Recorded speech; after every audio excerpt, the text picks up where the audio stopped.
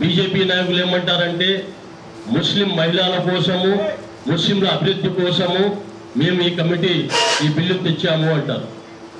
అదే మీకు చిత్తశుద్ధి మా మహిళల పైన మా కమ్యూనిటీ ముస్లింల పైన ఉంటే సచ్చార్ కమిటీ ఎందుకు మీరు అమలు చేయలేదు? ముస్లింలకు మేలు చెప్తున్నారు. ఇది పచ్చి అబద్ధము. ఉన్నారు వాళ్ళ ప్యాలెస్లు కూడా ఓట్బోర్డ్ స్థలాల్లోనే వచ్చింది, అది విడిచిపెట్టాలని.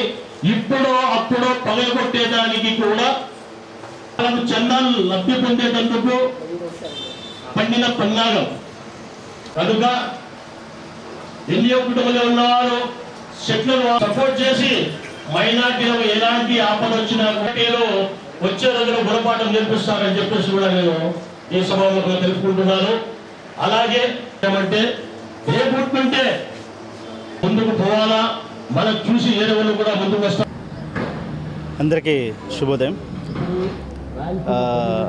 మీకందరికీ తెలిసినట్టుగా ఈరోజు ఆప్కే ఆవాజ్ ఆధ్వర్యంలో సోదరుడు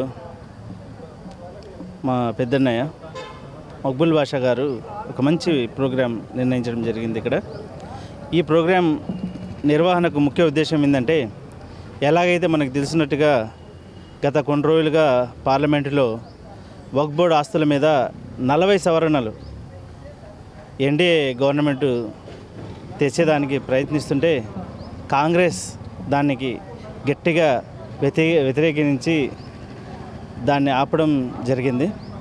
సో ఈ 40 సవరణలు ఏంటి అనేది ఒకసారి ప్రజలు కానీ తెలుసుకున్నట్లయితే తప్పకుండా ప్రతి ఒక్కరూ ఆశ్చర్యానికి గురవుతారు.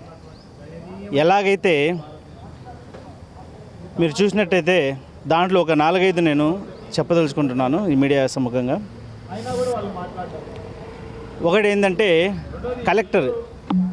జిల్లా కలెక్టర్ గారికి పూర్తి అధికారాలు ఈ సవరణ ద్వారా ఇవ్వడం జరిగింది. మీరు చూసినట్టయితే ప్రతి రాష్ట్రంలో మన ఆంధ్ర రాష్ట్రంలో కూడా కలెక్టర్లు ఎన్నిసార్లు వాళ్ళు రాజకీయ నేతల చేతుల్లో వచ్చి వాళ్ళు రాజకీయ నేతలు చెప్పినట్టుగా వాళ్ళు డిసిషన్ తీసుకొని కటకటాల వెనక వెళ్ళింది మనం చూసినాం. అటువంటి కలెక్టర్లకు ఏదైతే కేంద్ర ప్రభుత్వం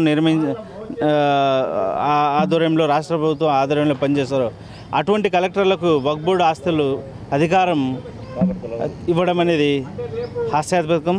ఇంకో విషయం ఏంటంటే, ఈ కమిటీలో ముస్లిమేతరులకు కూడా స్థానం కల్పించేదానికి ప్రయత్నిస్తున్నారు. ఎందుకంటే ఇప్పుడు ఎవరైతే ఇంటి యజమాని ఉన్నారో ఎంతో కష్టపడి ఆ ఇంటిని నిర్మిస్తాడు, దానికి నీడుగా చూసుకుంటాడు.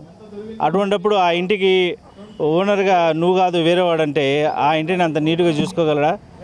సో ఈ వక్ఫ్ బోర్డు ఆస్తులు కేవలం మైనార్టీలకు ముస్లింలకు వాళ్ళ అభివృద్ధి కోసము వృత్తిపరంగా విద్యాపరంగా మసీదులు శ్మశానాలు వాటి పరంగా అభివృద్ధి కోసం నిర్వహిస్తే తప్పకుండా ముస్లిం సమాజం ముందుకు వెళ్తుందని మనకందరికీ తెలిసిన విషయమే. అటువంటిప్పుడు ముస్లిమేతరులు వస్తే వాళ్లకు ముస్లింల బాధలు ఎలా తెలుస్తాయి?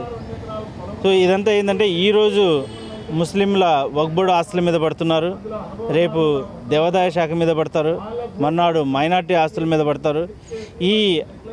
ఈ ఏదైతే ఎన్డీఏ ప్రభుత్వం ఉందో వాళ్ళకు ఒక పెనుభూతం పట్టింది. వాళ్ళకు కేవలం ఆస్తులు లాక్కోవడం, ప్రజల నుంచి సంస్థల నుంచి అంబానీ అదానీలకు అంట చెప్పడం, ఆ పెనుభూతంలోనే ఈ పనులు ఆ పెనుభూతం పట్టడంతోనే ఈ పనులు చేస్తున్నారు. చివరిగా నేను ఒక విషయం చెప్పదలుచుకుంటున్నాను.